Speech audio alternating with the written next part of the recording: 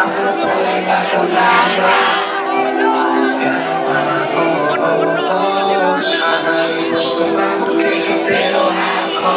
देखिनु परेन भनेर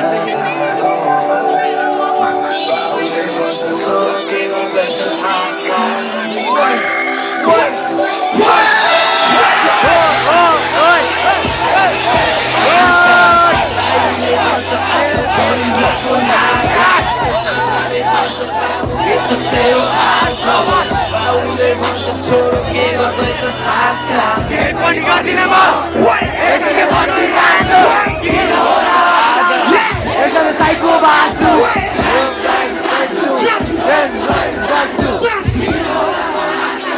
एकदमै साइको बाछु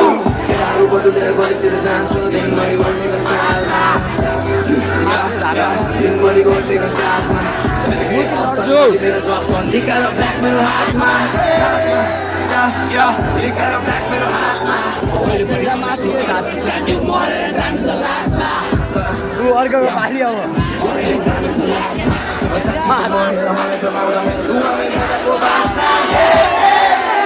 जिन्दगी यसरी चल्दैछ आसमा मेरो कोही छैन आफ्नो मान्छे वरिपरि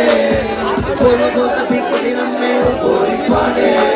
यति माया गर्नेछ माले पनि छोडी गए एक्लै बस्दिन्छु भोलिपट्टि तिमीले बसा न गाली गर्दैछ किन थाकिनुहोस्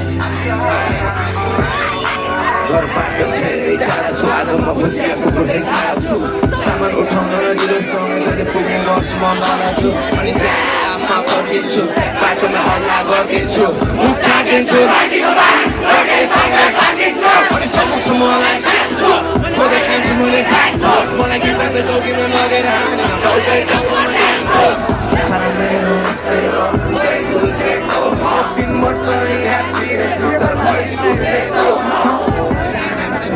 मेरो परिवार बुझिरहेको अनि मलाई मेरो बाबुआमाले बुझिरहेको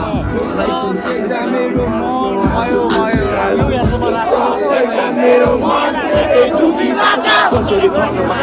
तिम्रो मुख अगाडि देख्न गाह्रो लाग्छ तिमी गराउँछौ त्यसपछि पारो लाग्छ तर थाहा भयो आज समय मेरो हातमा छ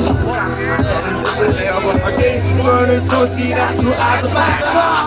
अनि केही गर्ने आशा त्यसै हाँसेर बाँच्छु आफ्नो जिम्मेवारीलाई म